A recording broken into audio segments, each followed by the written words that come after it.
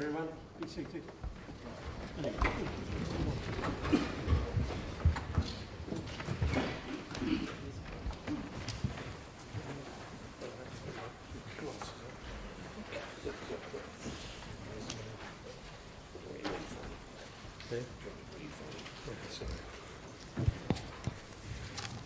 Good evening. I'd just like to say something before we start this evening, apart from Happy New Year to everybody. The video and the sound from this evening's meeting is being relayed to members of the public in another meeting room, as well as being live streamed.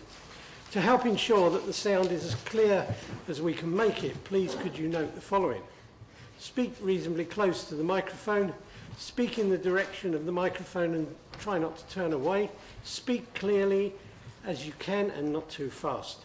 Okay, if you must move around the room or move things on your desk, please try to do it as quietly as possible. Thank you. Okay, apologies. Thank you. We have apologies from Councillors Orty, Kate Haynes, Mike Haynes, Councillors Hare, Howe, Patman, Pittock and Whittle. Thank you, Heather. Lindsay Ferris, I believe you wish to say something. Mr. Mayor, thank you for letting me speak. Many in this chamber will know Helen Power for when she was our political assistant for a number of years. Others will know her as a councillor.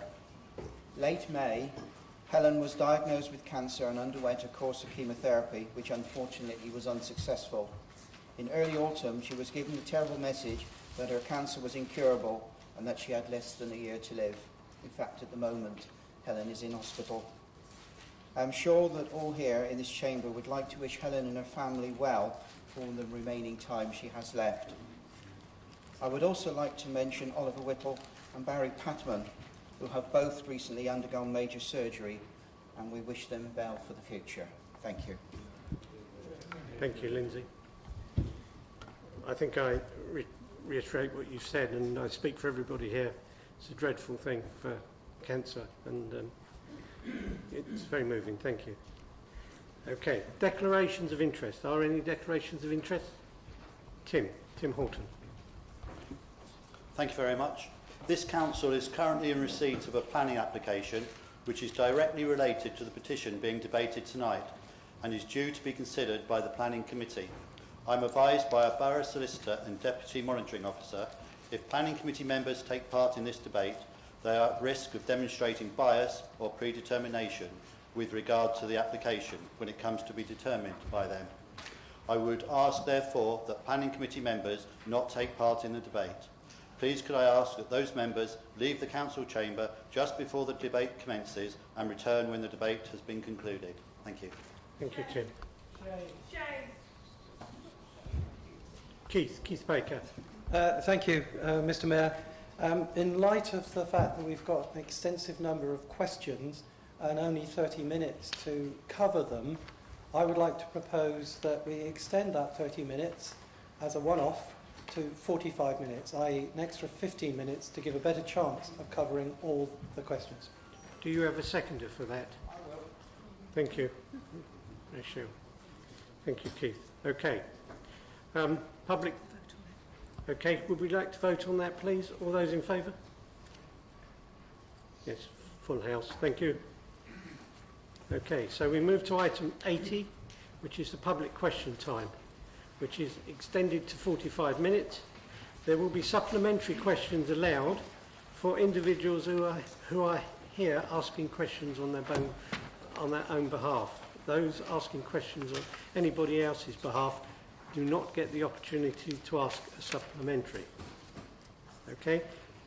Members, if you're answering a question, can I remind you there is a 2-minute limit on main questions and a 1-minute limit on supplementaries, and these will be timed to give everybody the opportunity to get their questions asked.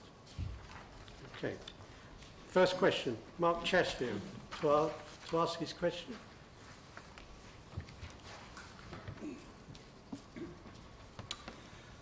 Yes, hello. From 2013 onwards, we have seen systematically increased housing numbers over and above the consulted and approved strategic numbers. housing numbers vary with every new communication. Sometimes they even vary within the same document. As an example, a Shinfield site was offered by Woking Executive to the landowner to be brought forward by over 8 years. How can residents trust the planning-related information from WBC if it is simply changed behind closed doors without the residents' consultation? How do you intend to restore residents' trust in the planning process? Stuart Munro. Thank you, Mr. Chatfield, for your question. It's true that housing needs have varied over recent years, and this has been caused by the government changing the way housing needs is calculated. I agree this can be confusing and brings unhelpful complexity to our work on the local plan. It is clear from the number of homes built, under construction and permitted that the strategy set out in the core strategy is working. More than sufficient homes will be delivered to meet past and current government expectations. Notwithstanding doing our part, government rules around housing supply look at the number of new homes built, which of course is controlled by developers. This has meant that the government rules have worked against us, not because we haven't done our part in granting planning permissions, but because developers have not been building fast enough. To help defend residents against unsustainable, unplanned developments being granted by government planning inspectors, the Executive decided to release allocated reserve sites and invite an application on land which is allocated for development within the Shinfield Strategic Development location. This boosted our land supply in places where it was already planned. The decision to release the sites was made through a public meeting of the Executive in July 2017 and was not made behind closed doors. Thank you. Mr. Chatfield, do you have a supplementary question? Yes, not prepared, unfortunately, because I didn't know what the answer was going to be.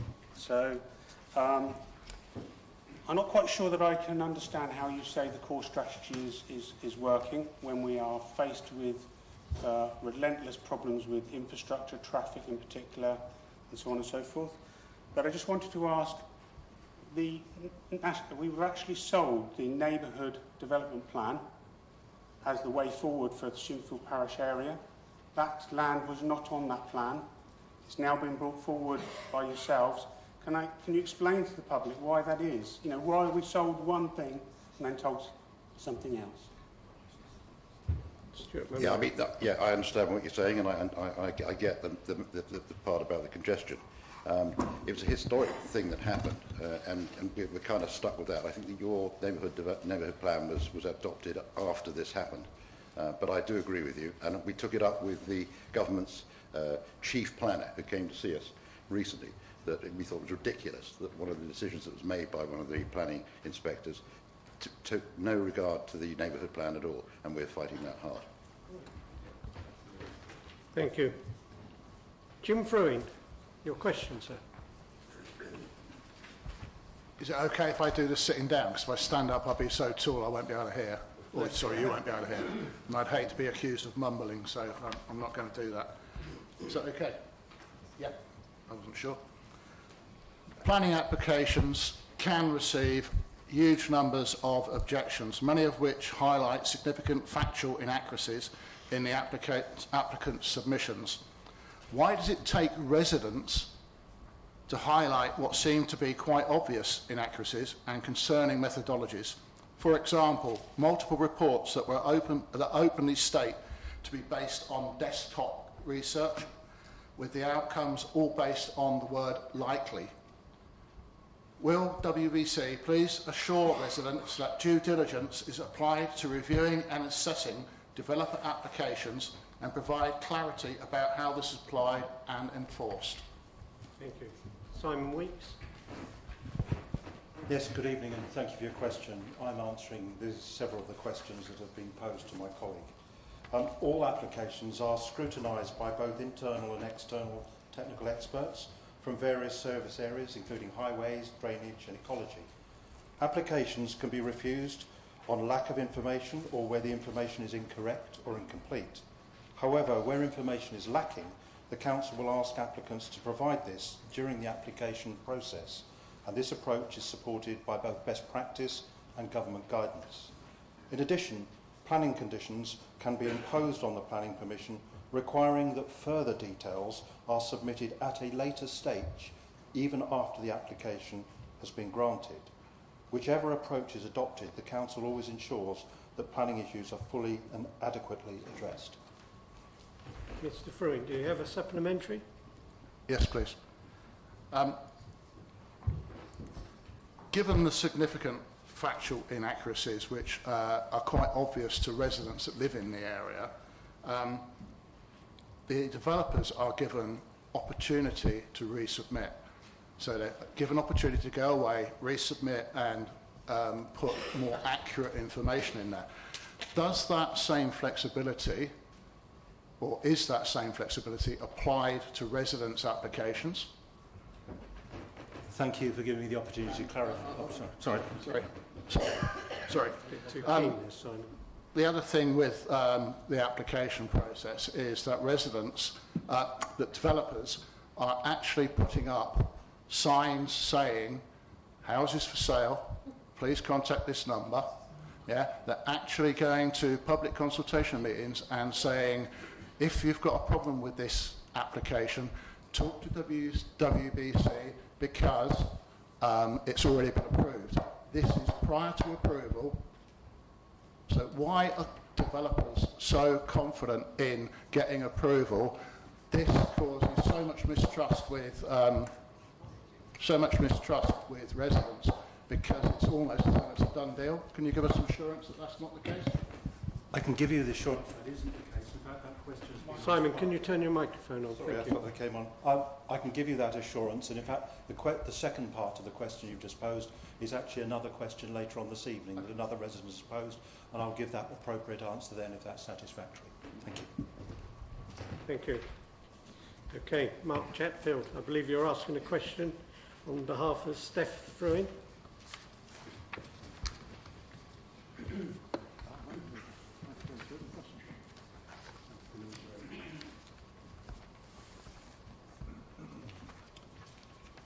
Okay, there are examples of developers erecting houses for sale signage and publicly stating that work is done to start in advance of the planning decision. This presupposes approval. Can WBC please provide assurances that applications are fairly assessed and explain why developers should be openly and repeatedly presuming approval? Simon Weeks. Thank you for your question. All applications are considered on their own merits, with due regard to prevailing local and national planning policies and relevant material planning considerations. There is no certainty for any planning permission until proposals have been thoroughly assessed by us as the local planning authority and permission fully granted in writing. However, it is not uncommon for developers to erect signage before sites are granted planning permission, and also without the relevant advertising approval. In these cases, the developer is contacted by the council to request either removal of the signage or to submit a retrospective advertising application. A developer's premature decision to preempt the planning process has absolutely no bearing on the outcome of the final decision relating to the planning application, so it's very much at their risk. Thank you. Mr. Chatfield, I believe you have another question on behalf of Kelly Williams. Busy tonight, obviously. Recently, the Planning Inspectorate disallowed a planning application in Swallowfield as it would be against being a small village. Can you please clarify why this has not also applied to Shimfield? Simon Weeks. Sorry, I have to turn the page, sorry. Spencer's Wood, 3 Mile Cross and Graiseley, including Arborfield, where WBC have allowed and even encouraged saturation development, potentially making these rural villages the biggest housing estate in Europe. Simon Weeks. Well, firstly, I think it's just worth clarifying that planning inspectors are not a party that we have any control over. And if they choose to interpret planning rules differently in different cases, that is something that I'm afraid you need to take up with the planning inspectorate because of potential inconsistency. Where the council is unable to demonstrate a deliverable housing land supply of 5 years or more, national planning policy means that something called the tilted balance is applied. This means that the decision taker, in this case you referred to the planning inspector, must allow the development unless he or she considers the impacts of doing so would significantly and demonstrably outweigh the benefits. The government planning inspector, considering land at Wyvol's Field, which I think is the site you referred to, dismissed the application as they found the adverse impacts of the proposed development, and in particular the harm to the character and appearance of the area, significantly and demonstrably outweighed the benefits. As each application and appeal is judged on its individual merits, decisions can vary. For instance, whilst Wyvol's Field was dismissed in November, another appeal, land to the west of Trowse Lane, also in Swallowfield, was actually allowed by a different planning inspector in February 2018. We always robustly defend our decisions, including resorting to court action where appropriate. I'm glad to say that the more recent decisions by government planning inspectors have generally agreed with our decisions, and they've dismissed speculative and inappropriate developments. However, we must and will continue to defend our decisions. Mr Chatfield, I believe you're asking another question on behalf of Sean Somerville. A large number of residents already complain about the volume of traffic on Shinfield Road at peak times, which makes it difficult to get their kids to school and them off to work. Any further development in this area will add further traffic to the Black Boy roundabout and then onto the Shinfield Road, which will exacerbate the issue. How is this being taken into account for any further development when it is knowingly making the traffic situation worse? Who's answering that? Pauline Jorgensen? Yeah, I think that's me. I understand what you're saying. I use Shinfield Road regularly and know what it's like at Russia. All applications are considered on their own merits and with due regard to local national planning policies and material planning considerations. There will be no certainty for a decision until proposals have been thoroughly assessed, which will include provision of a transport assessment and the identification and securing of any required transport mitigation. Thank you. Excuse me, can you be quiet, please? Thank you. Mr Chatfield, you have another question, I believe. It is time for Lorraine Chatfield. Okay. Planning applications can receive a large number of objections, many of which highlight significant and multiple factual inaccuracies in the applicant's submissions. Can you please provide detail of how residents' objections to planning applications should be followed up and communicated back to the residents? Simon Weeks. Thank you for the question.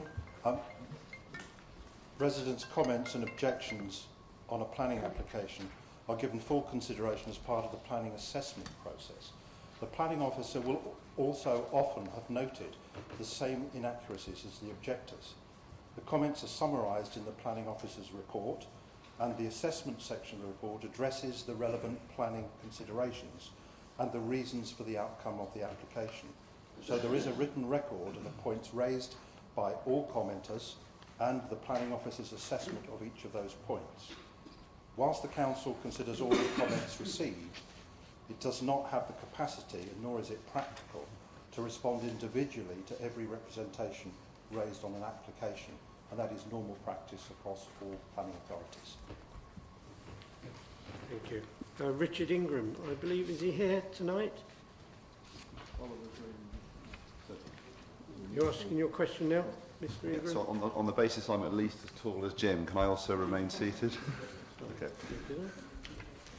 So Thames Water has highlighted significant concerns relating to foul water and other service infrastructure not being able to cope with additional development in Shinfield. Can WBC assure residents they are not going to get left in the effluent?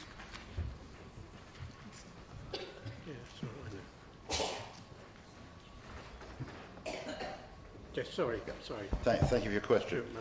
Thames Water are the authority to determine network capacity, and the council consults with them on major applications for housing growth to identify any capacity issues. Where upgrades are required, this is planned and conditions are imposed on any planning permission to ensure that these are undertaken to enable the development to go ahead. Significant sewage upgrades have been delivered as part of the housing growth in Shinfield. Thank you. Do you have a supplementary question, Mr. Ingram?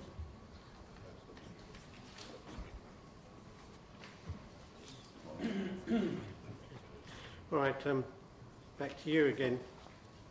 Mr. Chatsfield, I believe you wish to ask the question on behalf of Marcus Cox. Yep.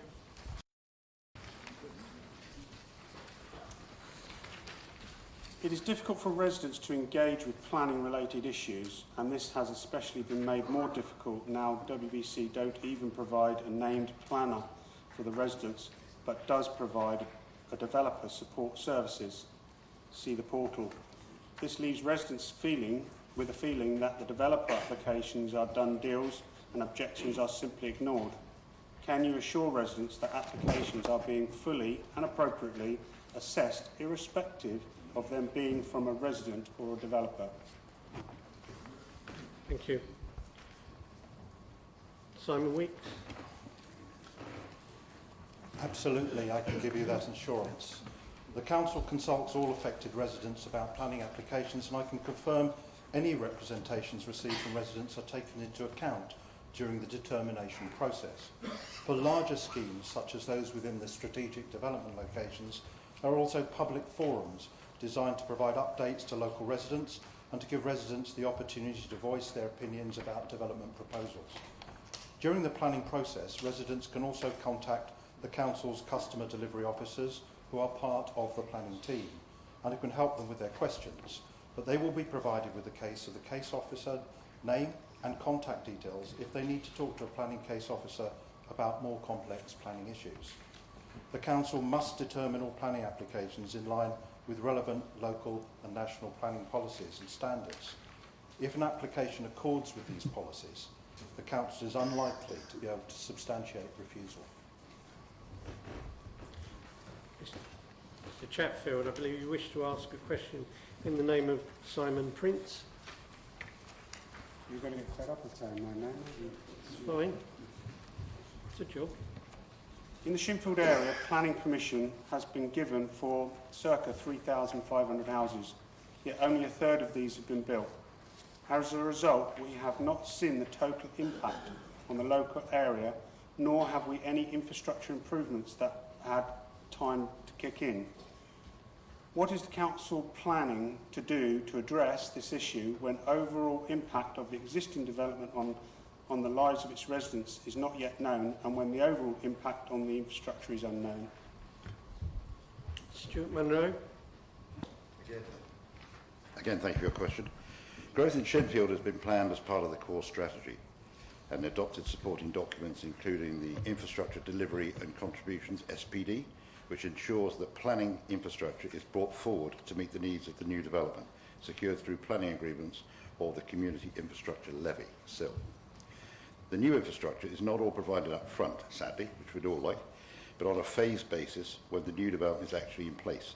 Examples of new infrastructure delivered to date include the Eastern Relief Road, sports pitch improvements, a new leisure centre at Reich, Shinfield Meadows Primary School, and a suitable alternative natural green space, amongst other localised projects. In addition, Shinfield Surgery was built to take into account the planned housing growth, although the provision of GPs remains the responsibilities of the Primary Health Trust and not the Council. As development is implemented, this will also be supported by further supporting infrastructure. Thank you. Again, Mr. Chatfield, another question in the name of Brian Wood.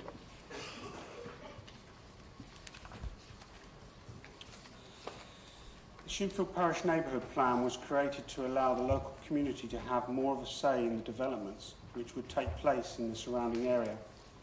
Yet since this plan was formally adopted by the Council in February 2017, there have been developments proposed which didn't feature in it.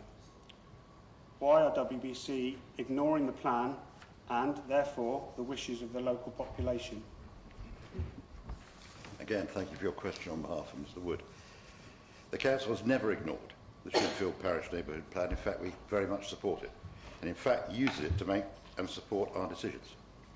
The Neighbourhood Plan was made in February 2017, as you quite rightly said, and forms part of the Statutory Development Plan, alongside core strategy and managing development delivery local plans, and the minerals and waste plans. Together, these plans form the starting point for assessing planning applications. A landowner has the right to submit a planning application on any piece of land. The Council must determine all applications received against all relevant local policies and national guidance. Where we refuse planning provision, the applicant may appeal to a government planning inspector. When this happens, we put up a robust defence, as I explained earlier. I'm glad to say that more recent decisions by government planning inspectors agree with our decisions and dismiss speculative developments.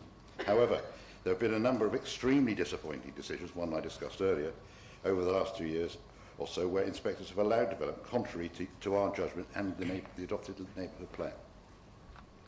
Mr Chatfield, I believe you wish to ask a question in the name of Jenny Cox.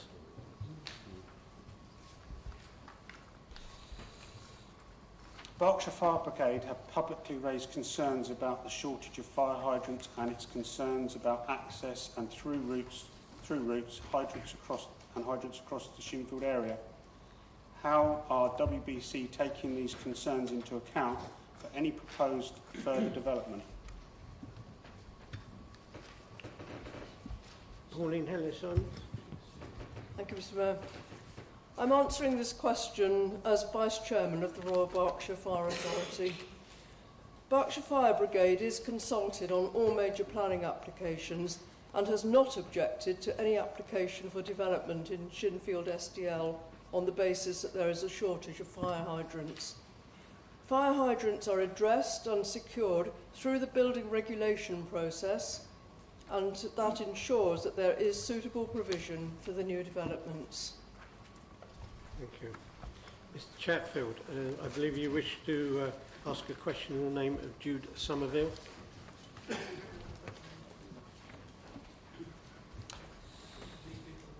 Rightmove currently has 1,418 houses for sale within a 3-mile radius of Shinfield.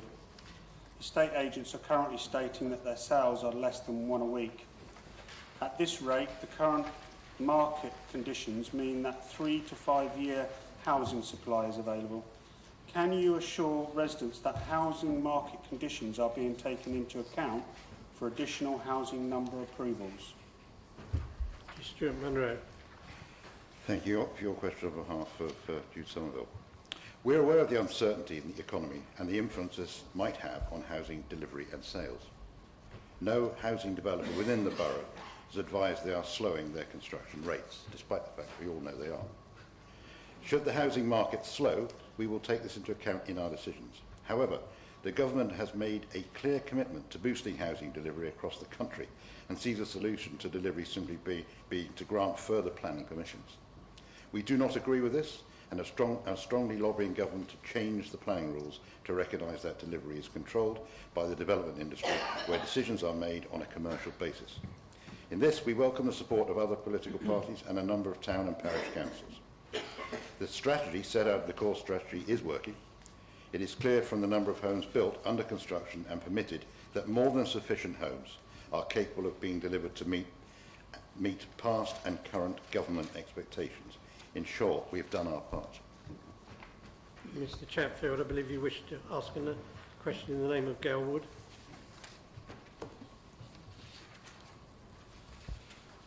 Across the existing development sites in Shinfield vicinity, it is evident that the pace of building completion and resultant sales are dramatically slowed from this time last year.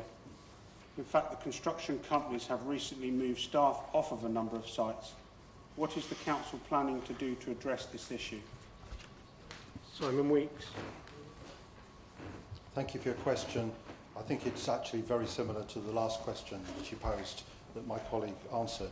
However, I will add that the council has no way of compelling developers to build houses. This is simply determined by market forces.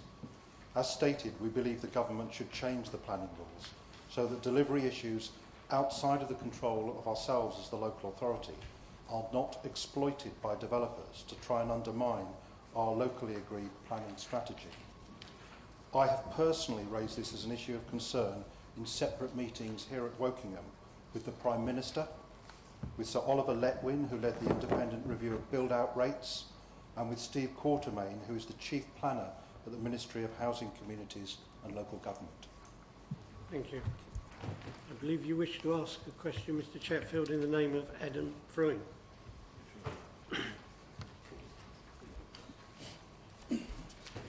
Further development in the Shinfield area will put increased pressure on the surrounding roads and major junctions, such as Junction 11. What consideration is being given to these additional pressures and for any additional developments in the surrounding area? I think this was largely covered before. All applications are considered on their merits with due regard to local national planning policies and material planning considerations. All major planning applications are accompanied by a transport assessment that needs to review and address any associated highways impacts and related to the proposed development. The transport assessment, which includes the use of strategic and local junction traffic modelling data and the use of latest traffic surveys, independently obtained to assist with the validation of traffic data, is fully reviewed by the Council's highway and planning teams and in most cases by the Planning Committee also. Junction 11 is a key strategic road network and associated impacts will require assessments and approval also from Highways England. This process will be the same for any future planning application and ensures that the associated traffic impact is identified and addressed properly. Mr. Chatfield, I believe you wish to ask a question in the name of Penny Smith.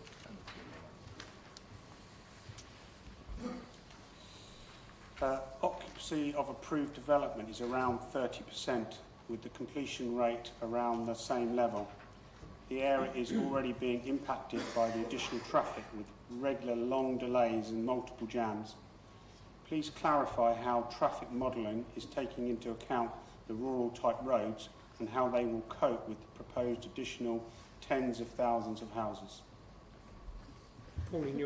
I think I'll refer you to my previous answer. The rural roads are included in the traffic models. Same answer. Mr. Chatfield, I believe you wish to ask a question in the name of Alan Davis.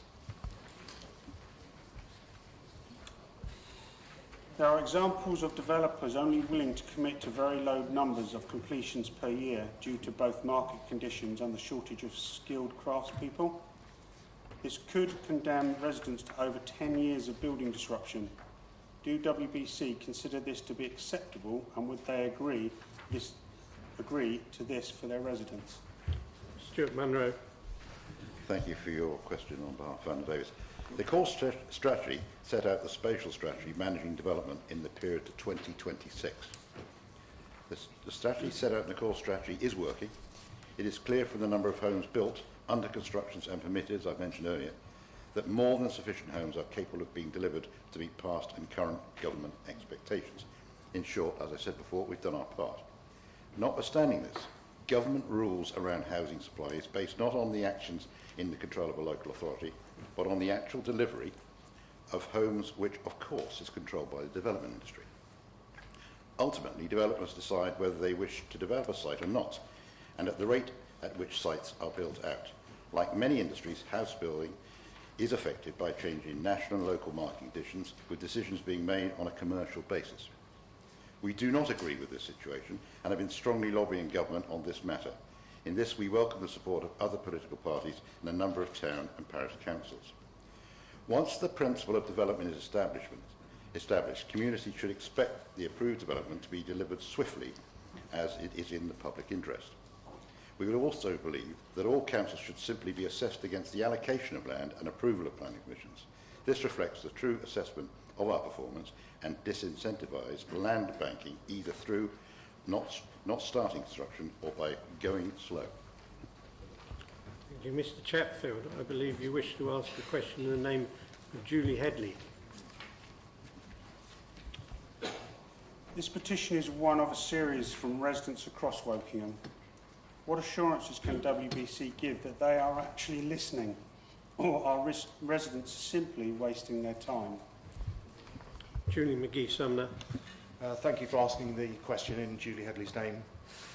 I can assure you that we do listen to the views of our residents, including the views presented in the form of petitions through the consultation exercises, and they are definitely not wasting their time. We always take the views of residents into account when making decisions. However, given the many factors that may be involved when making a particular decision, we must appreciate that it is not always possible to take the course of action that some residents are asking for.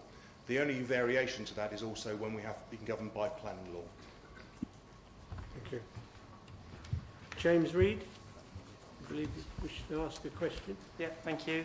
The planned developments for Shinfield, which now total in excess of 3,500 homes, will mean that the residents of Shinfield will have to cope with an increase in noise pollution as a result of the construction activity over a protracted period of time as the homes are built, and air pollution as a result of the additional road traffic which these homes will generate.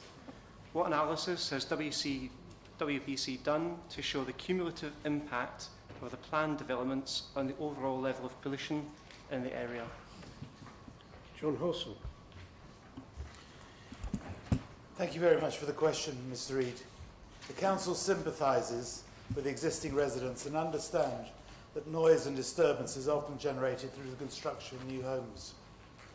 Unfortunately, government guidance and case law is very clear that councils are unable to use this as a reason to refuse development. Despite this, the Council does routinely apply conditions to planning permissions to control environmental issues through the construction phase of the development. Examples include conditions to restrict hours of working and construction traffic routes, also measures to control dust. Although the Council has not undertaken a single comprehensive assessment of all the environmental impacts of the new housing at the Shinfield SDL, addressing these is at the heart of the planning process. At the plan-making stage, the Council works closely with its environmental and transport advisors who use the latest studying and monitoring information to ensure that development is allocated in those areas where the environmental impact is the least harmful. Where necessary, they identify measures to mitigate the environmental impacts of development. At the planning application stage, these expert advisors are again consulted to provide more detailed advice and schemes that have unacceptable environmental impacts that cannot be mitigated will not be given planning permission. The Council also routinely measures the level of pollution where it believes that there may be a risk to residents through our Environmental Protection Service. Thank you. Do you have a supplementary question, Mr. Reid? It's encouraging to hear about the restrictions that have been put in planning applications.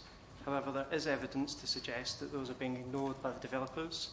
Do you have any statistics on how many enforcements have been made against those restrictions?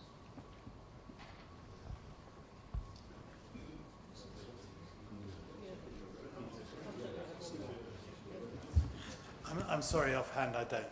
I shall have to investigate and come back to you. Thank you very much. Okay, well, we're moving on to item 81. We managed to run out of questions before we ran out of time, which is pretty good. I need to make a statement before we move into 81. I need to remind all who take part in this item that its purpose is to debate the principle of overdevelopment in the general area of Shinfield. And as such, no reference or comment can be made with regards to any planning application which has been submitted to Council and will therefore be considered in future either by officers under delegated authority or by the Council's Planning Committee. Failure to abide by these rules could lead to the petition debate being suspended. Okay, so I would like to invite Mark Chatfield to present his petition. You have 5 minutes in which to speak, Mr. Chatfield. Just as a note, I was actually told that the 5 minutes was actually going to take place before the question, so forgive me if this actually sounds like it's backward. Firstly, I'd like to point out that I'm not used to speaking in front of so many people, although I've done quite a lot of it tonight. And as it's vitally important that everyone hears everything that we have to say about this subject, I'd appreciate it if you'd let me know if I mumble or I can't be heard. I would like to start by publicly thanking the residents for tremendous help and support they have given to enable us to get to this point. I hope I'm able to portray to those present the depth and strength of the feeling the Southern Shinfield Ward residents have about the mass, inappropriate and ill-thought-out housing development that they're having to endure. I would also like to point out that whilst I understand the rules relating to current planning applications in relation to debates, this petition refers to both areas of land. And much like the developers whose application refers to phase 1 and 2, we will be assuming for the purposes of presenting this debate and the many questions that follow, hence the mistake, that they are as one, and any references or questions you feel might contravene the rule of this debate should be considered as referring to the area not currently a subject of a planning application, even if it's relevant to both. The Council's own policies, what do they mean? What use are they? Why have them? I ask these questions as it appears the Council simply ignores its own policies. Due to the time constraints here, I have a small number of examples. The 2010 core strategy states to maintain and enhance the separation and distinctiveness of borough settlements. It also states to provide housing in appropriate locations, scales and types to meet the needs of the borough. And in the vision part of that core strategy, it says improvement in infrastructure is a key to the success of the strategy. It aims to ensure that everyone has improved access to high quality services such as schools, open space and recreation, health and community facilities to maintain social well-being, health and quality of life. Obviously, these don't appear to apply to Shinfield, Spencer's Wood, 3 Mile Cross, Graiseley or Arbfield. The Shinfield Parish Neighbourhood Plan. The plan was drawn up using £25,000 of taxpayers' money and hundreds of volunteer hours. Residents were encouraged to support the plan as a way of protecting their parish from mass inappropriate housing development, which they did. It was then adopted by WBC as a policy, only to be completely ignored. The land south of Cutbush Lane was not due to be considered for development in this plan, but has been brought forward despite the need for more houses being, at best, questionable. I could give you more examples, but I know that some of the questions that will follow will add to the sense that WBC appear to be paying lip service to these policies and hence the residents that they affect. Whilst there are more areas of concern, due to the time constraints, there is not time to cover them all. And I know the questions will raise some of them. I would like to finish on the question of trust. Many residents that I speak to feel betrayed and believe that the situation is hopeless. As they say, they don't listen, and it's all about greed. Despite MPs being given knighthoods and borough councillors being elected based upon promises to act in the best interests of the people they serve, that is not what the residents see. They see a council bending over backwards to assist the developers. They see their councillors failing to listen to reasoned argument. They see MPs and councillors too interested in keeping their jobs, not prepared to stand up to central government even when the overwhelming evidence suggests that they should. Enough is enough. Now is the time for you to act in the residents' best interest and at the very least have a pause in development. Allow time for an independent assessment of the impact of the current approvals and what the impact of further development will be. Commission an independent review of our infrastructure and the huge gaps that are completely obvious to us that have to live with it every day. I trust you will be brave and do the right thing. Thank you.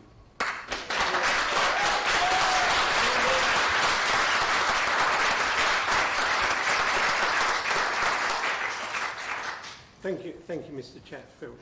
We will now debate. Members, we will now debate. We have 30 minutes in which to do this. Could you please indicate who would like to speak? And as I seem to have lost my friend, you left a poor old Heather's got to write all the names down. Okay.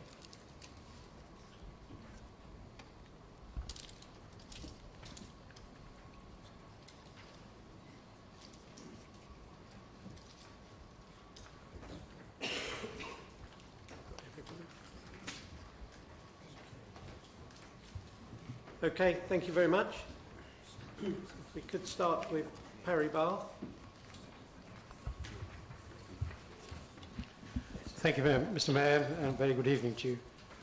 Mr. Mayor, can I first of all express my sincere sadness at hearing Helen's illness. Please pass on my best wishes to her.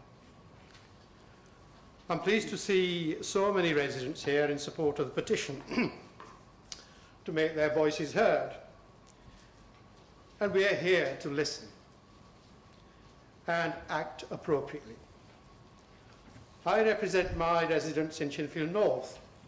Any development that takes place in Shinfield South has a direct impact on my residents, particularly traffic congestion on Shinfield Road. As a representative of my residents,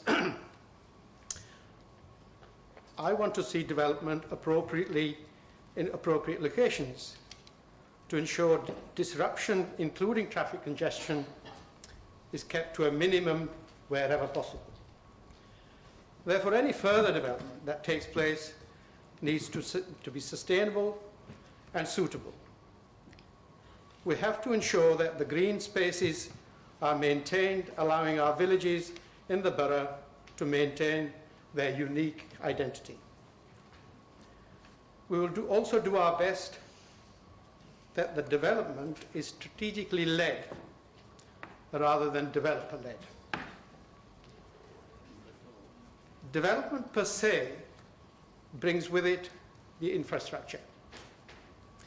New roads, shops, schools, and more importantly, adequate parking to sustain modern, vibrant society. My residents in Shinfield North are suffering from the lack of parking spaces. The estate was built during the John Prescott era, allowing about 1.5 parking spaces per house, which has now become a real issue.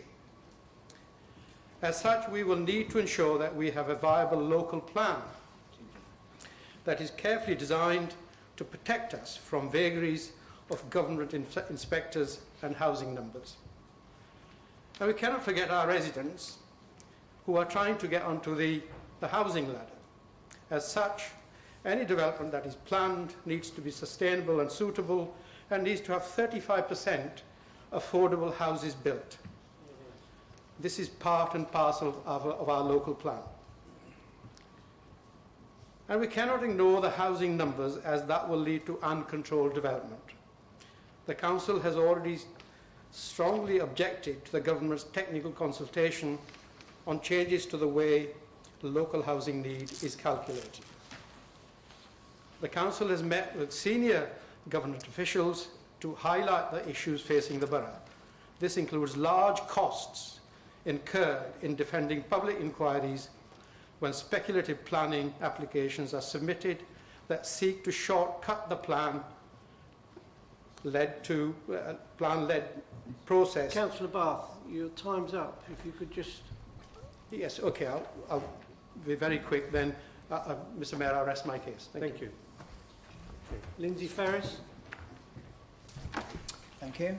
Before I start, I can confirm that the Liberal Democrat group has lobbied our housing representatives in the House of Lords and House of Commons in relation to the abuses by developers regarding the 5-year land supply issue, which is not in the control of the Council.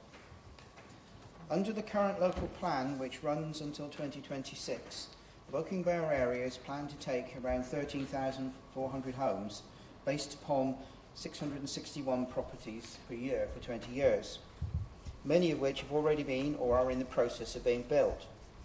Now we are in the middle of a new local plan which will run until 2036, and on current projections this borough will be subjected to an increased number of properties based on somewhere between 752 and 896 homes per year, depending upon the formula used, a figure in the range of 15 to 18,000 properties.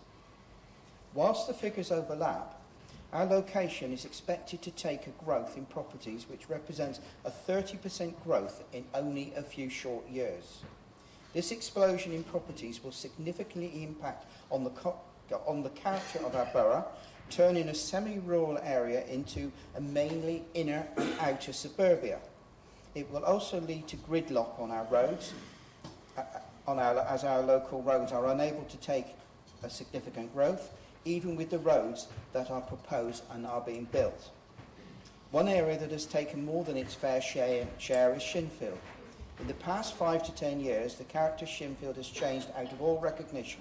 However, yet more properties have been proposed for that. We believe there needs to be a serious rethink about what is expected in our borough. We do need homes for our local people. Many have adult children still living with their parents with little or no hope of getting a home for them or their family. The current proposals would just detract more people into Woking Borough, still leaving many local people without anywhere to live. As a local council, it is our role to support our local people. The number of properties being projected are, I believe, unsustainable, and I urge this council to lobby the government for a significantly lower figure than it is being projected. One issue that I have not understood is that Wokingham took a large number of houses in the previous local plan, whilst other areas in the country did not, yet we are still expected to take an even larger number now. There does not seem to be any justice in this. Thank you. Thank you.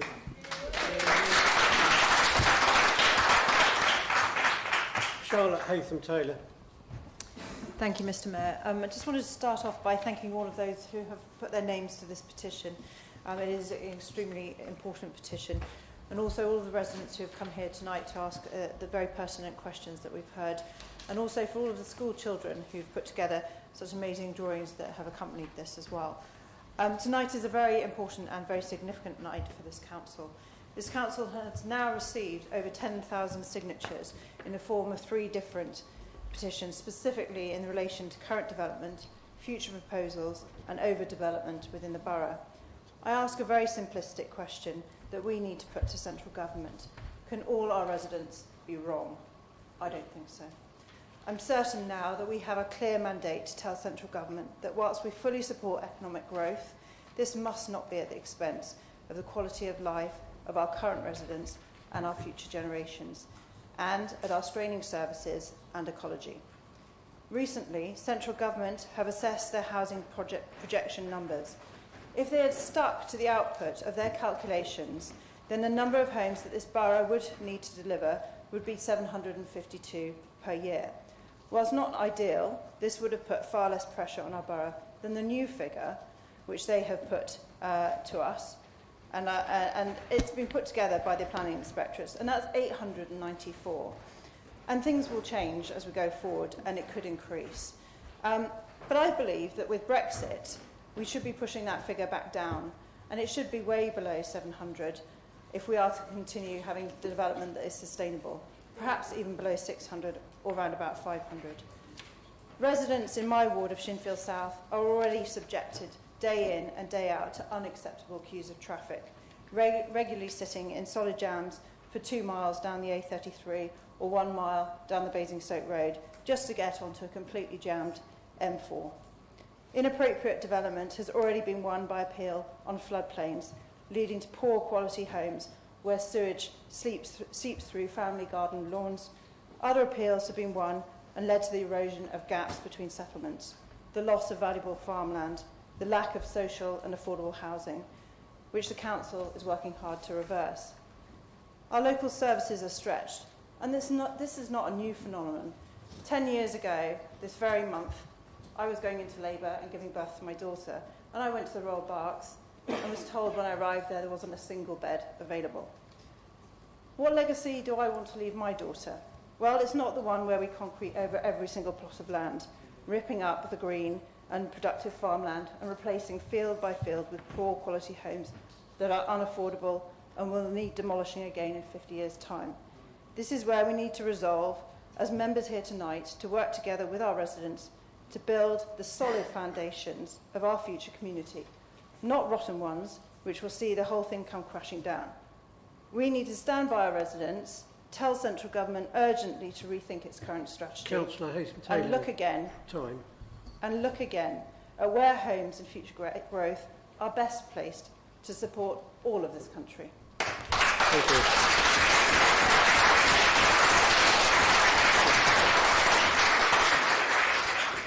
Gary Cowan. Well, thank you, Mr. Mayor.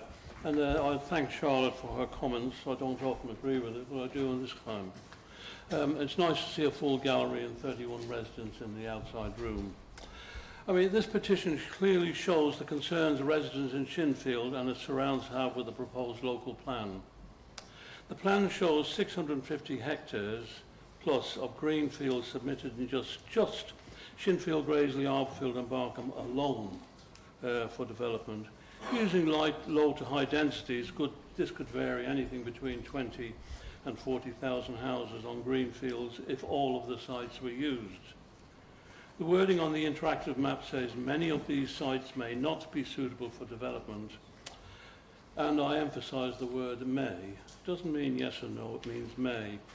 Don't forget the threat to the green belt and the northern parishes and all the other sites in this process. So far, 3 petitions have come from frightened residents to date, and I'm quite sure there will be many more to follow. For that reason, it is my intention at the end of this debate to propose a motion to Council, which I will ask the Mayor to accept on behalf of Shinfield's residents. The Barkham debacle showed the member for Barkham could not submit his motion to Council as he was overridden by the executive member, which I found disrespectful to the ward member and his residents, I might add. The outcome of this humiliated and undermined the wishes of over 4,000 of Barkham residents, and I do not want to see the same to happen to 16,000 of Shinfield's residents. The constitutional system is flawed in that the administration, by using the 3-line whip as Barkham, Lollipop Ladies and Clive Schaefer's Highways petitions shows, undermines the whole intent of any resident's petitions, so undervaluing and also humiliating them. If this is what we're here to do, I don't think so. My motion to Council, if adopted, will stop this happening to this motion. An administration that just accepts any housing numbers dumped on it without challenge is not one that will instill confidence in our residents, and as a result it will end up supervised with the tsunami of housing about to descend on our green fields and our green belt. There will be no going back. With the government's desire to build over 1 million houses in the southeast and developers also fighting their corner at public inquiries, we should all be very afraid as to where the housing numbers might end up.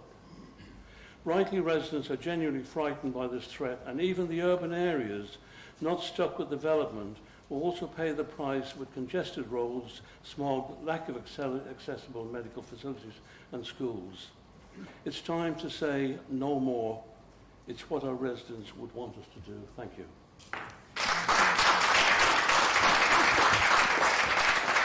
Simon Weeks. Thank you, Mr. Mayor. I doubt if there's anybody here this evening who would not agree it's important that residents need to be able to influence the way the borough develops. As most are aware, all governments want more houses built. Additionally, many businesses, both large and small, which provide the employment that makes this borough such a popular place to live, also want homes built for their staff. The South East is a major driver of the economy, and population growth is frankly inevitable. The need for more homes is unavoidable, and as the planning authority, we have to try and ensure that the right type of homes are built in the right numbers, in the right place, at the right time to satisfy demand. The challenge in accommodating these homes is the consequential demand for infrastructure, including roads, schools and essential community facilities. Prior to the development of the current local plan, which is delivering these homes, the council surveyed every household, explaining that we were required to have a plan as to where new homes needed to be built. The responses received showed support for 4 or 5 new communities which will be delivered as strategic development locations, broadly centred on Arborfield, Shinfield and North and South Wokingham, which is what is currently being delivered. Previously, much development in the borough had been delivered in a less planned and unstructured way. The current plan incorporates around £500 million of new investment in essential infrastructure. The average developer contribution for each new home is now over £40,000, which funds this development with the infrastructure work. Less than 10 years ago, each new home was only contributing £4,000. WBC now has the second highest rates of community infrastructure levy paid by developers or landowners on developments outside of London. When my colleague Councillor Cowan piloted the current core strategy through the examination in public, he'll recall the council had to fight developers and landowners to try and keep the housing numbers down. In reality, market conditions dictate what developers actually build, and over a 5-year period from 2008 to 2013, we had a target of 3,200 homes, but less than half were actually built. This substantial shortfall was regrettably added to our future targets, so developers and landowners subsequently exploited this by persuading planning inspectors that we had a record of under-delivery. Unsurprisingly, the last 3 years' build rates of previously approved homes have surged, helped by a variety of government incentives. Fortunately, this means that our housing delivery numbers over the local plan cumulative period are now back on track where they should be, so we're in a much stronger position to refuse and then defend and appeal unwanted speculative developments. In essence, this now gives us, rather than developers, more control. Without a local plan which clearly sets out where development should be delivered, we would inevitably be subject to unplanned speculative development without the essential infrastructure. I cannot recommend such a risky approach. Instead, I would urge you to support WBC's plan-led approach and help us push back against the government's unreasonable and unsustainable housing numbers. Thank you. Andy Croy. Andy Croy. Thank you, Mr. Mayor. Happy New Year, everyone. Thank you, Jim, Mr. Frenwin, and everyone else who worked so hard to get the signatures on the petition. And also thank you to Mr. Chatfield for all of the questions that you asked and for your speech at the beginning. I went for a walk through the countryside around Shinfield a few weeks ago, and I was horrified, frankly, by what I saw. Quite simply, it was the ruination of the countryside, the utter despoiling of field after field. And so I have huge sympathy for your plight. The concerns you raise are shared by residents in all our towns and villages, as well as the very real future threat. Many of our communities, not just Shinfield, have already been irreversibly changed. There's also a fear, as Gary said, that what is happening in Shinfield now will in future happen in other communities, and residents in places like Finchampstead and Remenham must be looking aghast as they watch what happens in Shinfield. There's simply too much demand for housing in the area. And how do we control that demand? The demand is inextricably linked, I think as Simon alluded to, inextricably linked to the economy of the Thames Valley. Through an accident of geography, Wokingham Borough finds itself in one of the most economically vibrant areas of the country. With our proximity to the capital and to Heathrow, we've enjoyed over 50 years of almost uninterrupted economic growth and consequent population growth. The time has come, if we want to change that, for some future growth to be redirected to poorer regions of the country. It's only by taking the drivers of growth from the southeast, and I don't accept Simon's proposition that's inevitable, it's only by taking some of the drivers of growth from the southeast and London and moving them to other parts of the UK, we can hope to save the character of our towns, villages and communities. And this includes, for example, not having a third runway at Heathrow. It might even include moving the seat of government itself. Whatever it takes, it will need to be big and bold and radical. Finally, the latest National Planning Policy Framework came out in July. We've spoken a lot about government and the importance of government. The new framework was issued in July. Instead of using that the new document as an opportunity to take back control from developers and to give control back to local communities like ours, the government has basically come up with the Developers Charter. And that's not just me spouting off about the Tories, that's your Member of Parliament in Bracknell, who's called a Developers Charter. So I don't think the current government is the place to look to for solutions, and nor is our MP. So I do sympathise. I just wish I had something better to say to you guys. Sorry. Thank you, Andy. Anthony Pollock. Thank you, Mr. Mayor.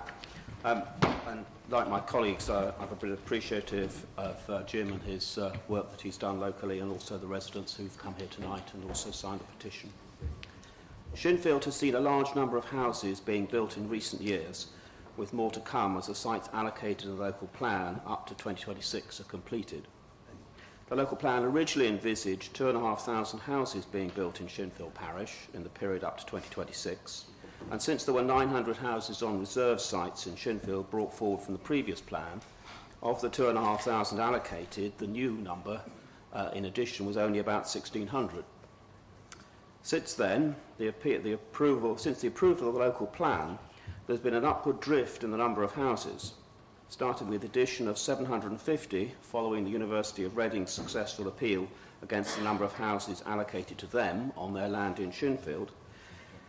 WBC has resisted additional houses at planning appeals, which has been held recently for Beach Hill Road, Stanbury House and Parklands, to name the most recent, and those appeals were held in this chamber. Residents are justifiably upset with the system that has allowed this upward drift in the number of houses. They are experiencing the additional traffic during the rush hour, queuing at Junction 11 each day and along the Basingstoke Road in Spencer's Wood, together with queues at the Black Boy roundabout, mean that their daily experience is that the area has been and is being overdeveloped. The problems with access to health facilities and schools has increased residents' frustration, with infrastructure not keeping up with the housing, notwithstanding much investment in advance of housing completions which has been undertaken by this council. So what's the solution? Can we just say no? Unfortunately, the system of local plans and planning appeals by developers mean that just saying no only results in the planning inspector being able to say yes and thereby overriding our local decisions. So we need to have the protection of a robust local plan. Simon set out some of that in his speech, and a commitment by us in this council to fight appeals on behalf of our residents. This commitment and process is currently taking place and needs to be strengthened where possible. We also need to lobby central government, despite Councillor Croy's comments, especially the Prime Minister, for a sensible planning system meeting local residents' needs. This must include a commitment from central government to investment in significant additional road capacity to remove through traffic from our local roads and provide the additional capacity for residents to commute to their place of work, which are often between 30 and 50 miles away from where they currently live. I give my commitment to continue this fight. Thank you. Stuart Munro. Thank you, Mr. Mayor, and thank you to my colleagues who've said quite a lot of things that I would say. I'd just like to be brief and reinforce the fact that we do understand if 10,000 signatures have been put on these petitions, that's probably 25% of the households of this borough. That's a significant number. I'm sure there's more to come. We hear, we agree, but we are constrained by law currently. Let's point that out. It's a legal process, and the penalties are poor decisions at appeal, so I'd warn for that. I too have another motion, Mr. Mayor, to put forward later, but I'd also like to put on record that we do need to take control of more affordable and social housing as well, arguing the numbers. Last year we delivered 482 of these through our housing companies, and we will continue to do so going forward. Thank you, Mr. Mayor. Thank you. Prue Bray. Thank you, Mr. Mayor. Notwithstanding the fact that Charlotte and Anthony have both spoken this evening, I have been struck by how no one has said a single thing about how their local ward councillors may or may not have helped them over planning matters in Shinfield. And I also note that it's a councillor from another area that has presented this petition on behalf of the people of Shinfield. Now, if a petition of this size had come from my ward, I would be ashamed if I wasn't right in the middle of it, and if residents couldn't count on me to support them. And if they didn't think they could count on me, you know, it would be shocking. Now, it's a bit of a David and Goliath situation going up against the whole planning system, but by golly, as a ward councillor, I hope I give it my all in standing up for my residents and trying to find ways to reduce the harm done by horrible applications, even if I can't actually stop them. Now, the apparent lack of involvement by your ward councillors for Shinfield suggests that perhaps they are not doing the job they should be for you, and I hope that they reap the consequences of that come May.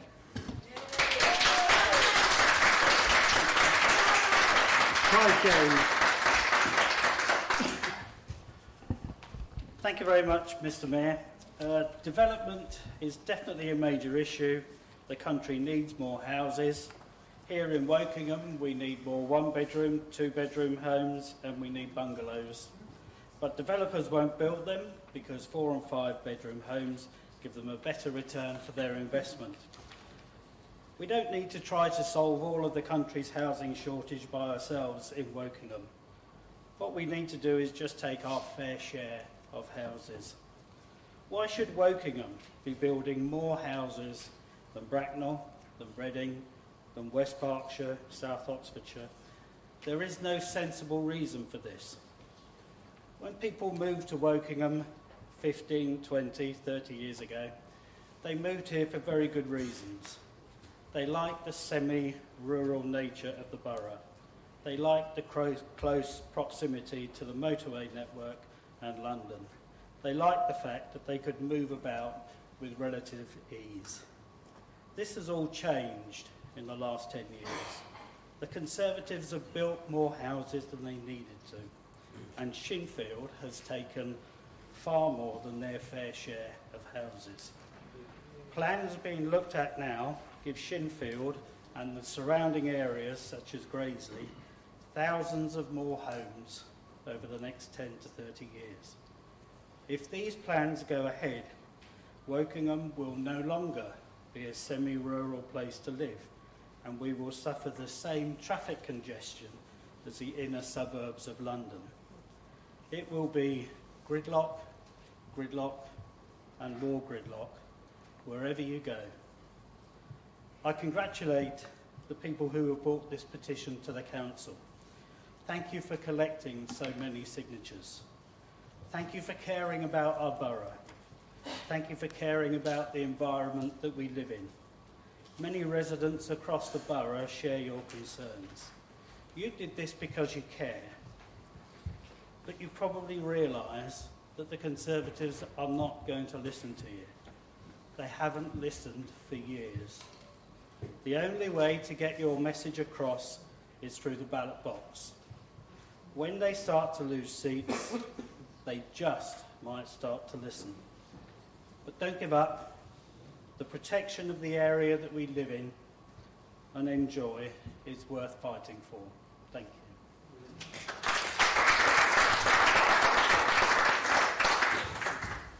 Well, that's all the speakers. I assume we haven't missed anybody. In that case, Mr. Chatfield, you now have 3 minutes in which to reply to the debate.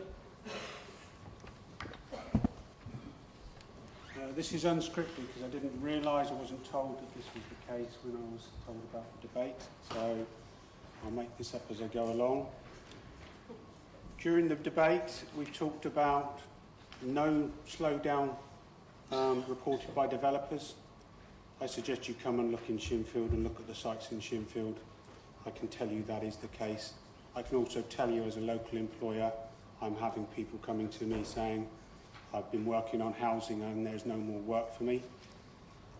The core strategy you suggest is working, but there are significant differences to the core strategy that we were sold all those years ago. And I can't understand how you're suggesting it's working when we were sold a neighbourhood plan and that's not what we've got. So as far as I'm concerned, core strategy, neighbourhood plan is not working. I've been told that with all the houses that are planned by councillors, that the M4 will not be able to cope with the massive amount of housing that is going in this area, even with the updating to a smart motorway. Surely that must be evidence enough for you to stand up and actually say no. You keep telling us you can't say no, but use the evidence that's very clearly in front of you. No pollution assessments as far as I can tell. I just feel the residents have had enough. You know, you keep selling us plans, you're telling us about this current plan, and no wonder people don't want to get engaged, because you don't stick to it. They don't believe you, they don't trust in it. So why would they actually support a plan? That's all I've got to say. I just hope you can be brave and start saying no.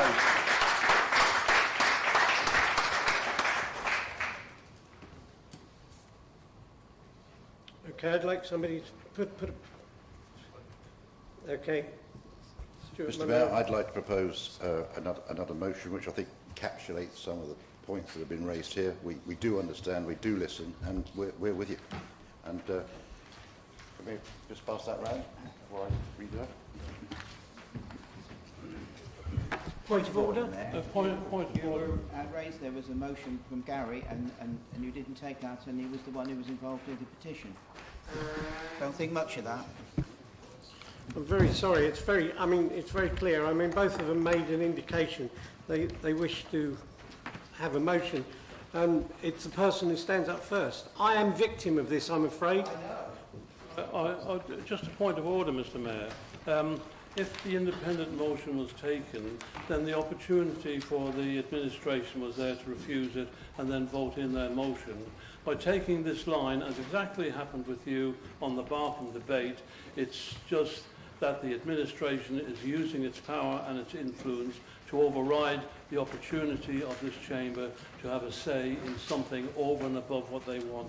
There is no point in residents coming to this council with any form of petition because it will be just thrown out. It's a very sad day for democracy. Gary, you know very much that I also presented a petition and was very much in the same position.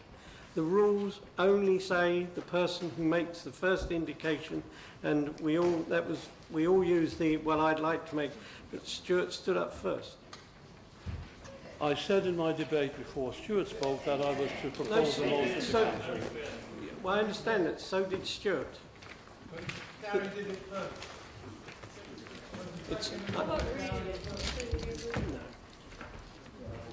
So much for listening. We'll go. I'm sorry, we don't think it's appropriate. We're leaving. Stitch up.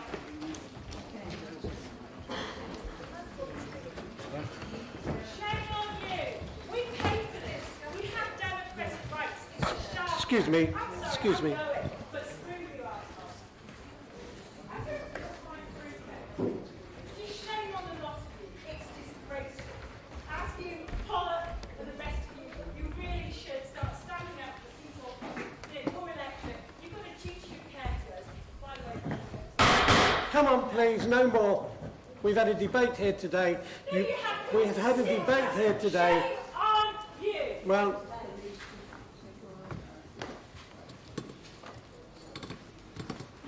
That's disgraceful, and you know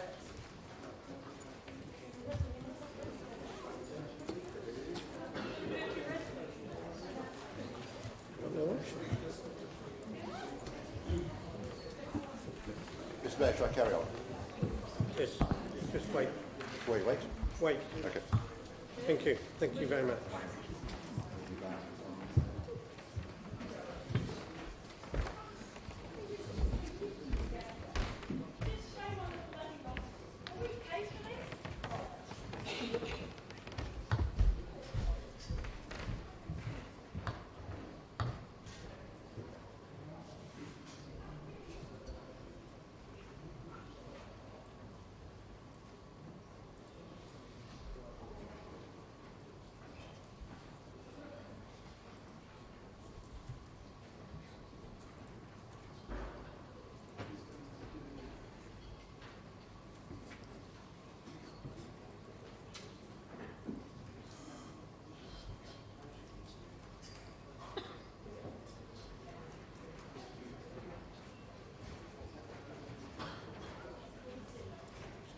Okay, members, we can reconvene.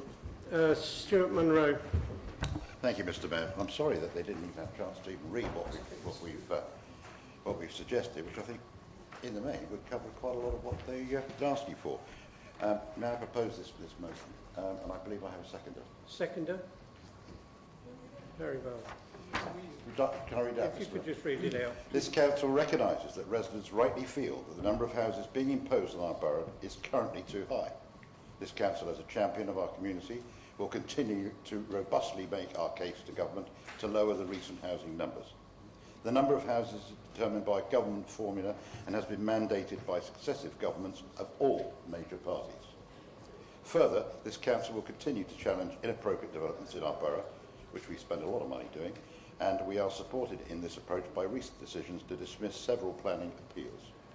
This council is currently undertaking a comprehensive consultation across the borough with residents to get their views on the sites that have been proposed as part of the statutory local plan process.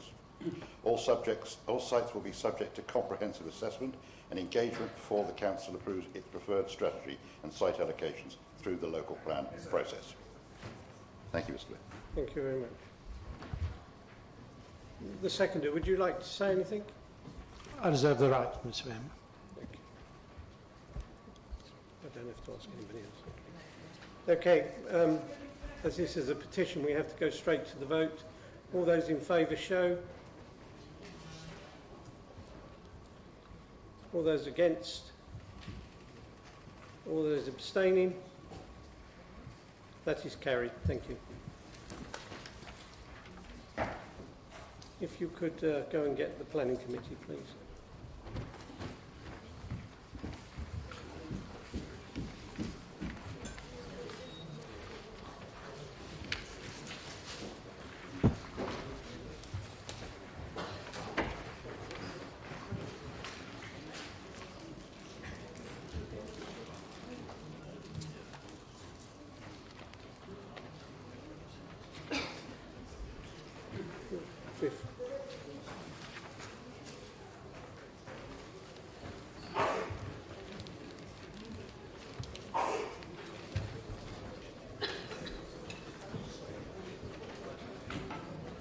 It is wrong, you know. I think that the petitioner should be able to post the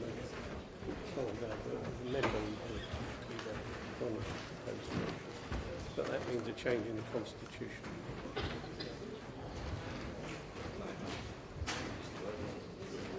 That's all right.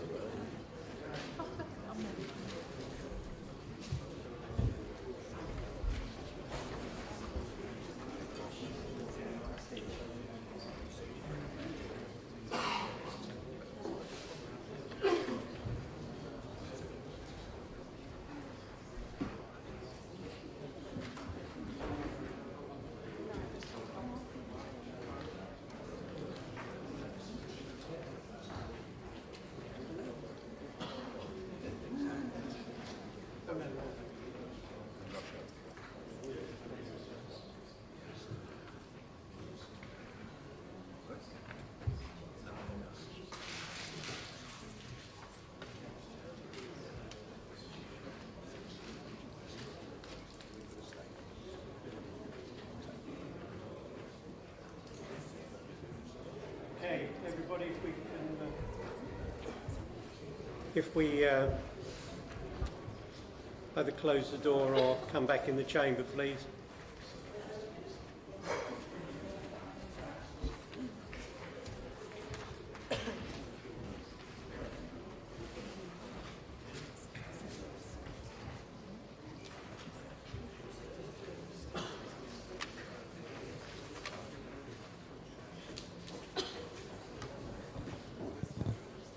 Yes, please. Can you close the door?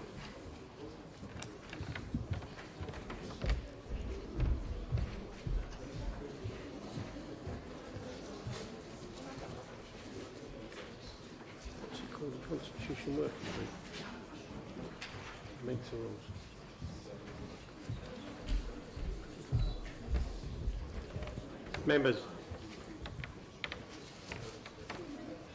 Members, if I can have your attention.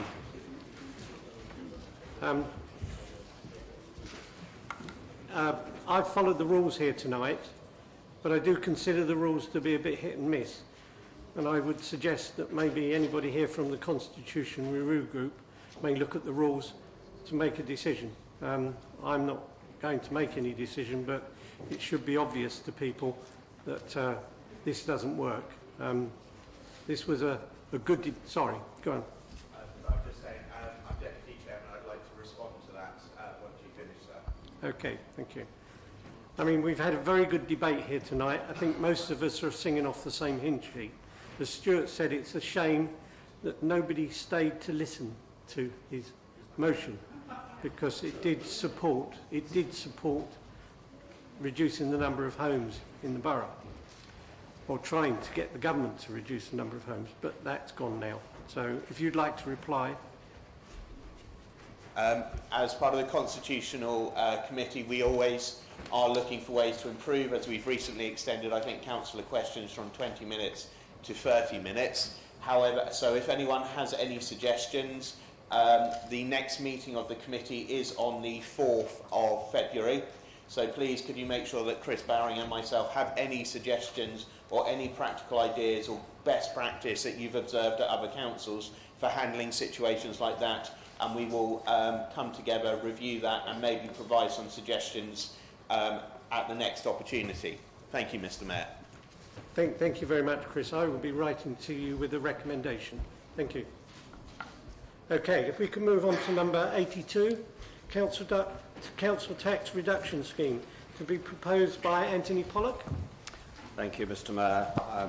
I'm proposing the paper, the recommendation on page 5 of the agenda.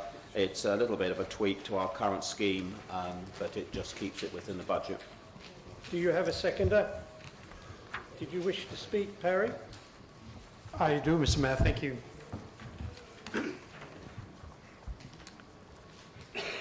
The adoption of a localised council tax sports scheme will ensure that all working age borough residents who may experience financial difficulties in paying their council tax liabilities have access to the scheme of assistance, designed locally, offering financial help to those who qualify and are in such need.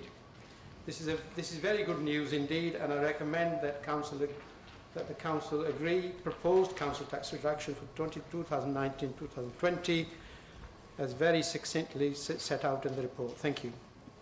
Okay, is there anybody else who wishes to... Okay. Lindsay Ferris. We have looked at your proposals for the council tax reduction scheme for 1920, and we have a number of concerns. Whilst we understand the approach taken, we feel the scheme you have developed is too punitive for those residents at the lower end of the financial scale. The minimum council tax to be paid by these residents is 22%, by maximum discount 78%. This means that a local family with one child on an annual income of less than £9,300 will still be expected to pay typically around £400 council tax a year. It is this group of people who are struggling most. Many in this situation will have needed to go to the local food bank. We also believe that it will be costly for the council to recover all their council tax, and we could find that a number of families may not be able to pay, with all the consequences to the family and the cost to the council that would then arise. It may therefore not be cost effective to gain the last penny from these already struggling families. The introduction of universal credit, which usually means a lower income stream, adds to the pressure on this group of residents. We understand the council has to have a system approved by the 31st of January, and that this is the only opportunity. However, the Liberal Democrat group has decided to vote against this proposal as it puts undue pressure on the most vulnerable in the borough. We also ask the council to provide details of how many families have problems in paying during the coming year, the 1920 year, so that we will have a better understanding in 12 months' time. We would have made this point earlier, but the first we knew of what was being proposed was when we saw it on the agenda, which is not really good enough. And in addition, I would like to call a recorded vote, please.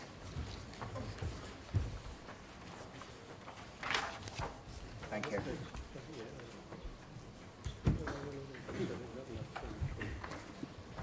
Okay, there's acceptance for a recorded vote. And Andy Croy. Thank you. So, it's another byproduct of the failed Tory austerity lands on our desks, is that the drip, drip, drip of trickle-down economic punishment inflicted on the least well-off, justifying cuts for the impoverished in the name of protecting the most impoverished.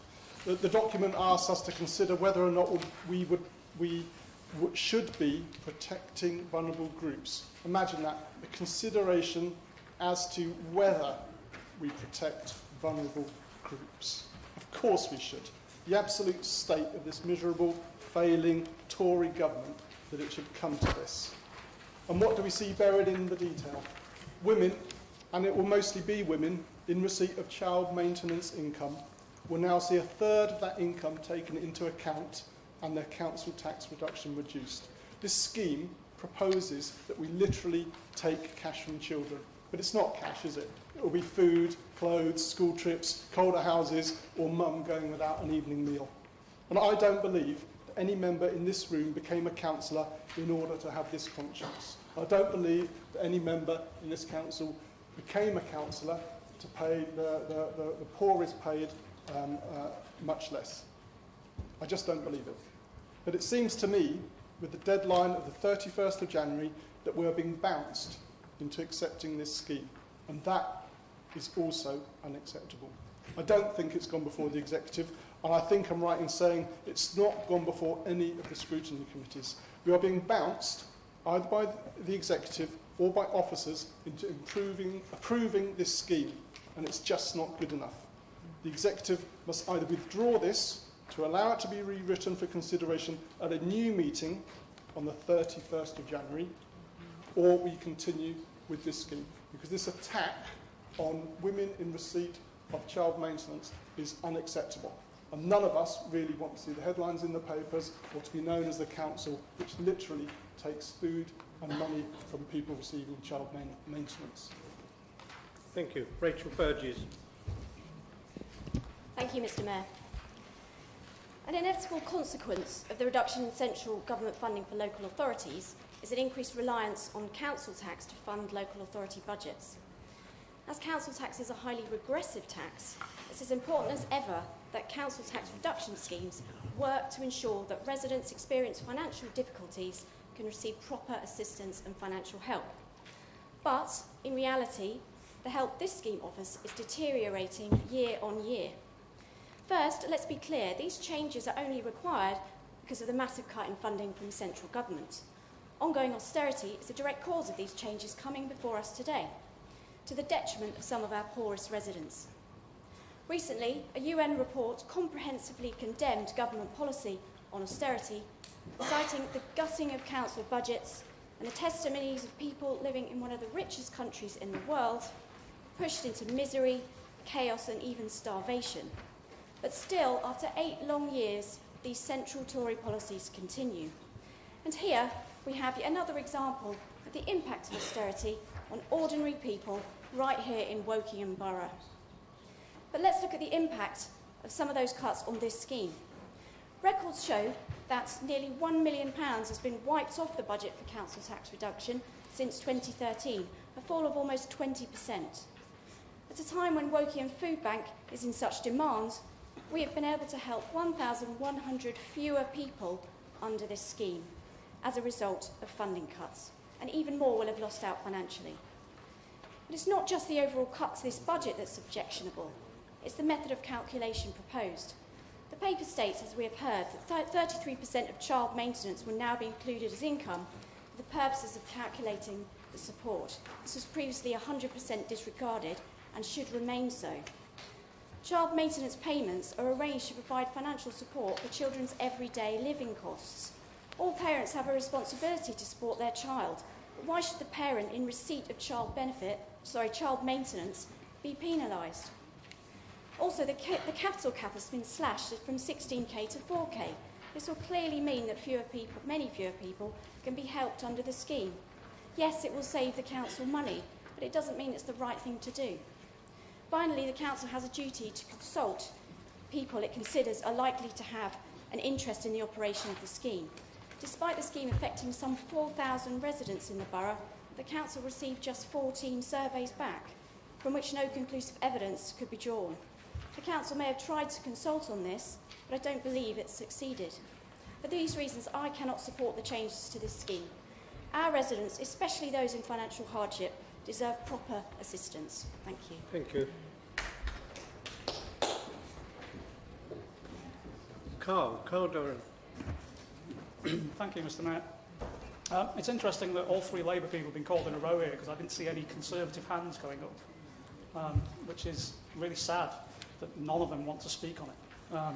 Anyway, these changes, which will clearly hit the vulnerable the most, again, seem to be due to the implementation of the abomination that is universal credit and your continuing austerity attack on the majority of people in this country. All this while half your cabinet is in a Swiss ski resort with the people they gave a £47 billion tax cut to. That'll be £110 billion by 2022 if the Chancellor's figures are correct. Who knows? We're in one of the richest economies in the world. The council tax support we're talking about here should be easily affordable. This council should stop accepting the crumbs from the table and start demanding our fair share. And to do that, you need to vote these things down. So, I'm an ex-serviceman, and I'm a patriot. I mean, my party doesn't swathe our leaflets in Union Jacks, okay, because our patriotism doesn't end with a bit of red, white and blue cloth like yours does. Patriotism is the people of this country. It's time to do something for them. I'll be standing up for residents in this borough, and I will therefore vote against accepting this code. You should too. Thank you very much. Okay, proposer, would you like to reply to that? Yes, thank you. I won't take lessons in financial management from the Labour Party, who managed to create a budget deficit of 150 billion for 3 years in a row, and we are still paying the price for that. So I say shame on you for your incompetence and mismanagement. It is. We have been paying the price for Gordon Brown and Tony Blair's management of this economy. We have been paying the price, as we saw recently, for the mismanagement of John Prescott of the planning system. I go round local sites when I see inadequate car parking, like my colleague on my left was talking about in Shinfield Park, and you should be ashamed of your government, of your party for... This isn't relevant to the subject. It's not relevant. Lessons from you. Gentlemen, if you obviously have a disagreement here, you can take it outside the chamber, please. Anyway, the point I'm making is this is a proposal for the protection of our vulnerable residents. If we had been able to be more generous, I would have liked to have been, but given the consequences of Labour Party financial mismanagement, we are unable to, so I'm afraid I would have to propose that we accept this proposal for the council tax reduction scheme for next year. Thank you. Members, you have the paper in front of you. You've heard what the proposers had to say. Would you like to take a vote of that? All in favour? Oh, a recorded vote. Yes, sorry about that. Okay, if we could start at that end. Okay. Councillor Baker? For. Councillor Bath? For. Councillor Blumenthal? For. Councillor Barry? For. Councillor Bray? Against. Councillor Burgess? Against. Councillor Chain? Councillor Chopping? For. Councillor Clark?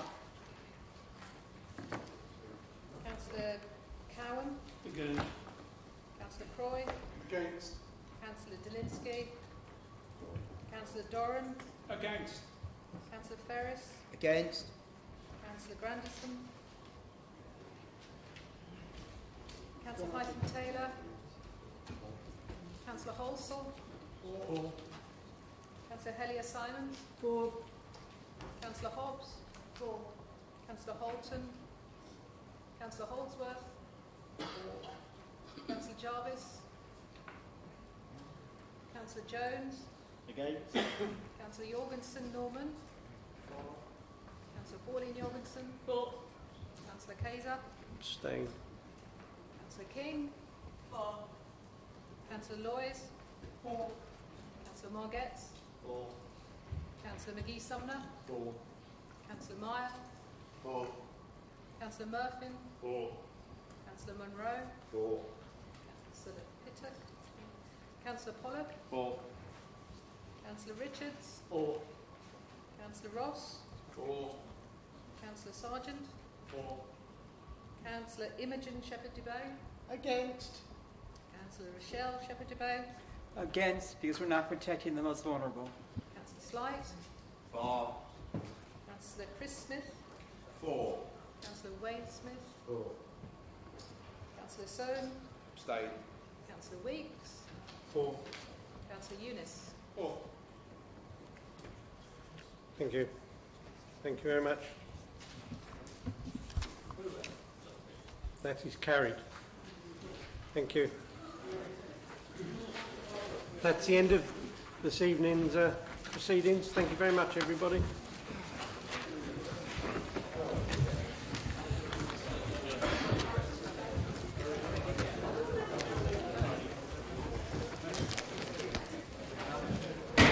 Would everybody stand up, please? Thank you.